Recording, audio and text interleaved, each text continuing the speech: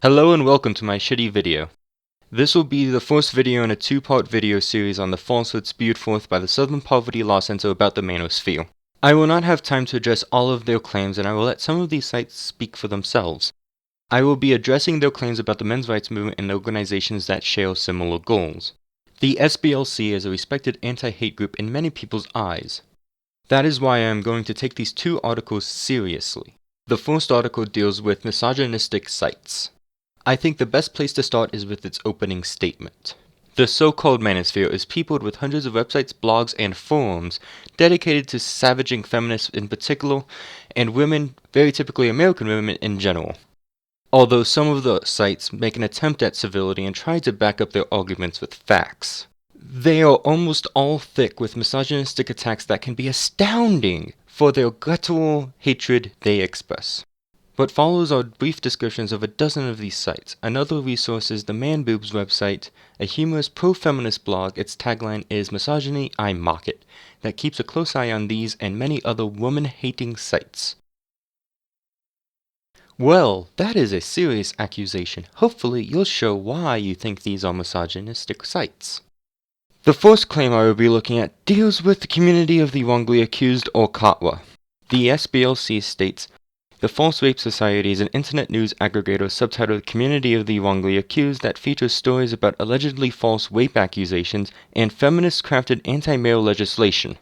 While the site focuses heavily on news stories about false rape allegations, it frequently veers into such posts as the New Year's Day item attacking a female supporter of then presidential aspirant Michelle Bachmann for telling a reporter it takes a woman to get things done."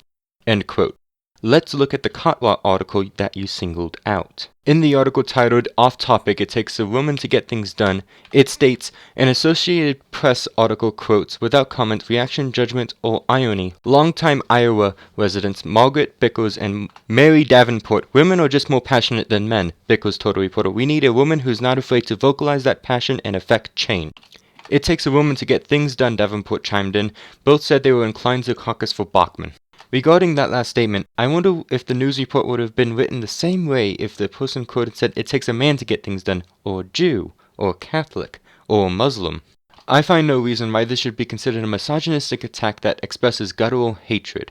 Wouldn't it be seen as anti-Semitic if a supporter of a German candidate saying something along the lines of "Aryans are more compassionate than Jews"? I think it would. Why is it not anti-Jew to find fault with that, but it is misogynistic to find fault with the thing said actually in earnestness? Remember, the SBLC singled out this specific article to back up its claims that the community of the wrongly accused publishes misogynistic attacks.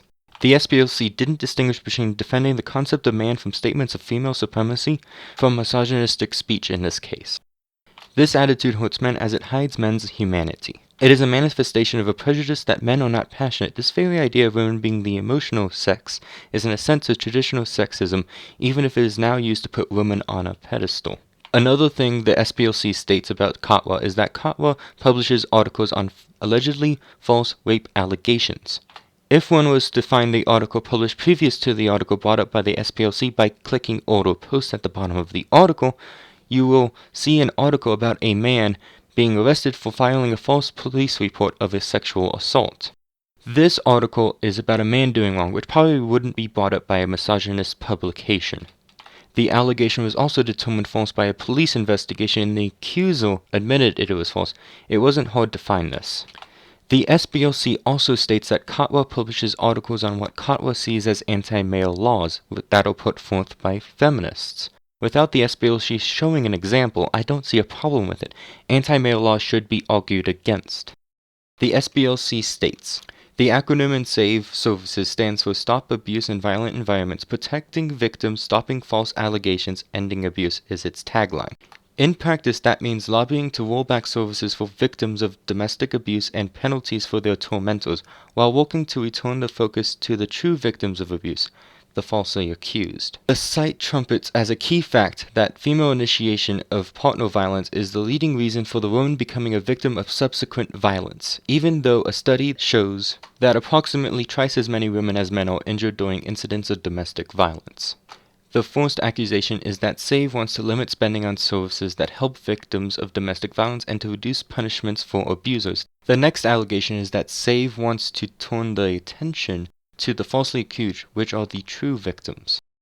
Well, SAVE has a 2010 report titled Are Abuse Shelters Helping the True Victims of Domestic Violence? I think the SPLC is referring to that report, which is the only immediate place where SAVE states anything on the true victims of abuse. The fourth sentence in the report is victims of battering are among the most vulnerable in our society. Immediately, this report states who the victims of intimate partner violence are, and it isn't the falsely accused like the SPLC states. SAVE goes on to question the effectiveness of victim services as they stand now by showing an example of how the victim shelters are challenged to help the persons they were charged to assist. On October 21, 2007, Melas Almore was admitted to the Safe Space Abuse Shelter.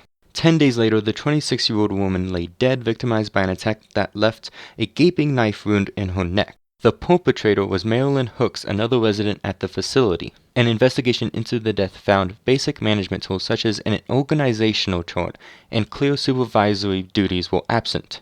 The group concluded that Almore's untimely death was caused by the egregious failure of the entire agency to satisfactorily assure the health, safety, and welfare of both its clientele and staff.